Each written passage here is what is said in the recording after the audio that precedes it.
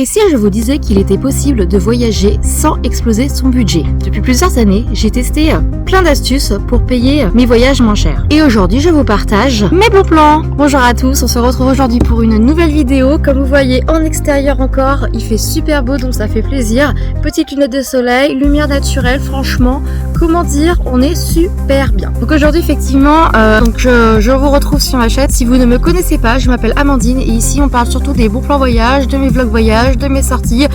C'est assez fun, on s'amuse. Voilà, après il y aura peut-être par la suite d'autres thématiques, mais là vraiment, j'ai vraiment envie de vous montrer cette année, vous partager mes sorties, parce que cette année, effectivement, je suis partie dans pas mal de destinations. Là, à l'heure où je tourne cette vidéo, je vais bientôt partir en Angleterre. Ça va être un sacré challenge pour moi parce que j'ai décidé de prendre l'Eurostar et je suis claustrophobe, donc autant vous dire que je suis hyper angoissée.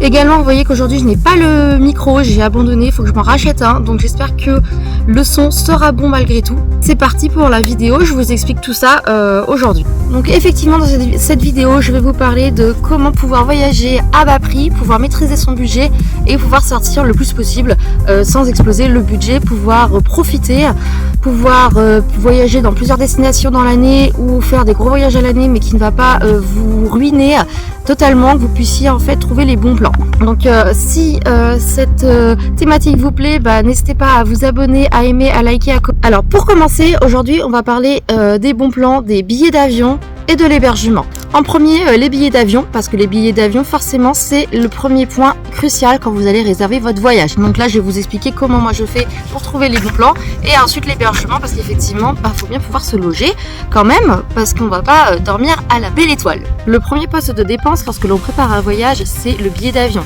Donc je parle quand on passe dans des grandes destinations, quand on va assez loin et c'est nécessaire de prendre l'avion parce que c'est plus simple pour vous. Forcément, si vous vivez en France et que vous voulez aller en Espagne par exemple, là vous pouvez prendre le train et vous adapter.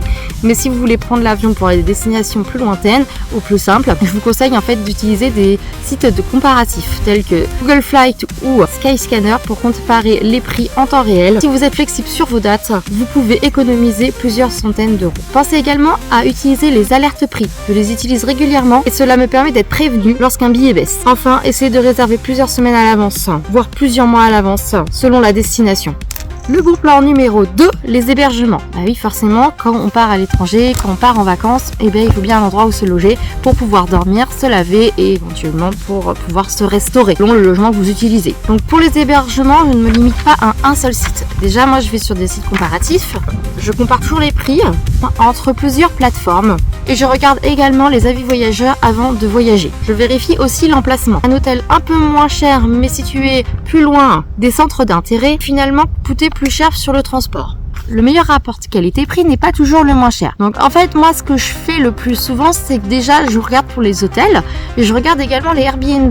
Si par exemple, en fait selon ce que vous voulez faire, vous pouvez prendre un hôtel le moins cher ou un peu plus cher mais qui est à proximité des transports afin que ça nécessite plus près des centres, plus près des accès pour prendre le train, le bus ou aller aux destinations que vous souhaitez. Vous pouvez également prendre un Airbnb. Vous allez regarder les prix des Airbnb selon les destinations. Les Airbnb proposent des prix avantageux et vous pouvez prendre des logements entiers, ce qui est pas mal parce que cela vous permet de pouvoir cuisiner et de vous acheter des produits locaux, de les manger et d'éviter du coup de payer trop cher en restauration. Cela ne vous empêche pas de faire des restaurants de temps en temps, mais cela vous permet de pouvoir également économiser sur le prix du petit déjeuner.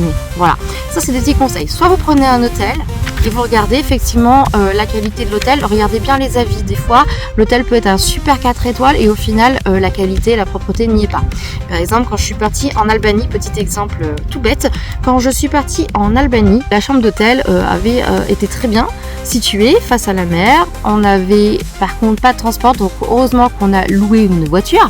Le seul point bémol, c'est que le petit déjeuner n'était pas du tout adéquat. Quand on a été au petit déjeuner, il n'y avait pas les cafés, chocolat chaud, des jus, il n'y avait pas grand chose. Il y avait beaucoup aussi de salé. Nous les occidentaux, notamment les Français, on préfère des petits déjeuners plutôt sucrés. Là, il y avait très peu de choix. Donc forcément, tous les matins, on avait pris l'option avec petit déjeuner. On n'est jamais allé au petit déjeuner. On allait face à l'hôtel où on prenait la voiture, on s'arrêtait dans une petite station et on prenait un cappuccino et puis des petites viennoiseries. Ensuite, ce que je vous conseille également, autre exemple, quand je suis partie en Croatie, nous avons pris des Airbnb. Nous avons fait un road trip, nous avons fait plusieurs destinations.